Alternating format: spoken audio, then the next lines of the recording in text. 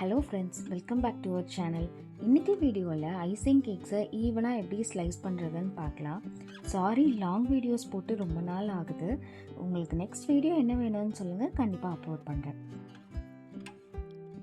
நம்ம கேக்ஸை ஈவனாக ஸ்லைஸ் பண்ணணும்னா ஒரு சில டிப்ஸ் சொல்கிறேன், நோட் பண்ணிக்கோங்க. கேக் டாப் வந்து ஃப்ளாட்டாக கிடைக்கணும், அப்போ தான் 3 லேயர்ஸும் ஈவனாக இருக்கும். இன்னொரு முக்கியமான பாயிண்ட், கேக் வந்து ரூம் டெம்பரேச்சரில் இருக்கான்னு பார்த்துட்டு அப்புறமா கட் பண்ண ஸ்டார்ட் பண்ணுங்க.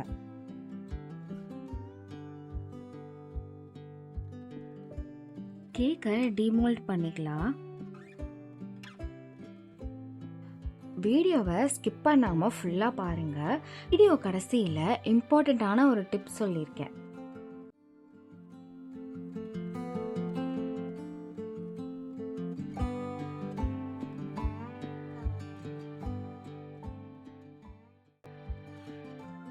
ஸ்பாஞ்ச் பாருங்க எவ்வளோ நல்லா வந்திருக்குன்ட்டு. எக்லெஸ் ஸ்பாஞ்ச் இந்த டெக்ஸ்சரில் வேணும்னா சொல்லுங்கள், ரெசிபி அப்லோட் பண்ணுறேன். இப்போது ஸ்லைஸ் பண்ண ஸ்டார்ட் பண்ணுறதுக்கு முன்னாடி கேக் சைடில் நம்ம 3 லேயர்ஸ்க்கு ஈவனாக மார்க் பண்ணிக்கலாம். கட் பண்ணுறப்போ பிரெட் நைஃப் எடுத்துக்கோங்க. வேறு நைஃப் யூஸ் பண்ணால் நம்மளுக்கு அழகாக வராது, க்ரம்ஸ் நிறைய வேஸ்ட் ஆகும். பிரெட் நைஃப் யூஸ் பண்ணுறப்போ கேக் க்ரம்ஸ் நிறைய வராது. கேக்கில் 3 லேயர்ஸ்க்கான மார்க்கை நம்ம கட் பண்ணிக்கலாம்.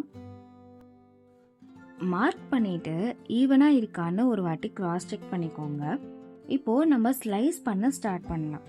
ஃபர்ஸ்ட் ஸ்டெப் பார்த்தீங்கன்னா, உங்களோட லெஃப்ட் ஹேண்டை கேக் மேலே வச்சுக்கோங்க. ஹேண்ட் வாஷ் பண்ணிவிட்டு ட்ரை பண்ணிவிட்டு கேக் மேலே வைக்கணும். இல்லைனா பிளாஸ்டிக் க்ளவுஸ் கம்ஃபர்டபுளாக இருக்கும்னா யூஸ் பண்ணிக்கோங்க. நீங்கள் ஃபிங்கர்ஸை விரித்து வைங்க, அப்போ தான் வைக்கிறப்போ கேக் ஸ்லைஸ் பண்ணும்போது ஈவனாக கட் பண்ணவும் கேக்கை ரொட்டேட் பண்ணவும் ஈஸியாக இருக்கும்.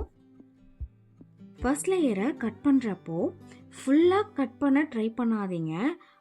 நம்ம மார்க் பண்ண பிளேஸில் ஸ்டார்ட் பண்ணி 1/2 இன்ச்சுக்கு மட்டும் மார்க் பண்ணிகிட்டே வாங்க. கேக்கை சுற்றி ஒரு 1/2 இன்ச்சுக்கு மார்க் பண்ணிகிட்டே ஸ்லோவாக மார்க் பண்ணிட்டு வாங்க. கை எடுக்காமல் மார்க் பண்ணணும். ஒன்ஸ் நீங்கள் ஃபுல்லாக கம்ப்ளீட் பண்ணிட்டீங்கன்னா மிடில் பார்ட்டை ஈஸியாக கட் பண்ணிடலாம்.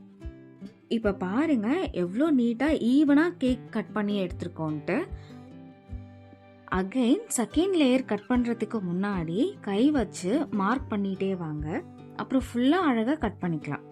அவ்வளோதாங்க, ஐசிங்க்கு கேக்ஸை கட் பண்ணியாச்சு, ஈவனாக பண்ணியாச்சு.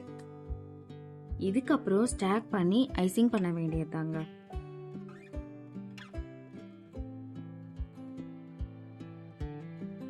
இம்பார்ட்டன்ட் டிப்ஸ் சொல்கிறேன்னு சொல்லியிருந்தேன். அது என்னென்னா, கேக் ஆறுனதுக்கு அப்புறமா டிமோல்ட் பண்ணால் கேக் டேமேஜஸ் இல்லாமல் வரும்.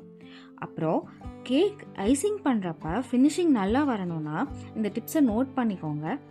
நம்ம கேக் டிமோல்ட் பண்ணுறப்போ பாட்டம் லேயர் டாப்பில் இருக்கும், டாப் லேயர் கீழே இருக்கும் இல்லையா? இந்த ஆர்டரில் ஸ்லைஸ் பண்ணி ஸ்டாக் பண்ணி ஐசிங் பண்ணுங்கள். கேக்கோட ஃபினிஷிங் பக்காவாக இருக்கும். அதே மாதிரி பாட்டம் லேயரை டாப்பில் வைக்கிறதுனால பெருசாக கேக் க்ரம்ஸ் வராது, நீட்டாக ஐசிங் பண்ண முடியும். இதே மாதிரி பேக்கிங் கண்டென்ட்ஸ் வேணும்னா சப்ஸ்கிரைப் பண்ணுங்கள். பாய் பாய்.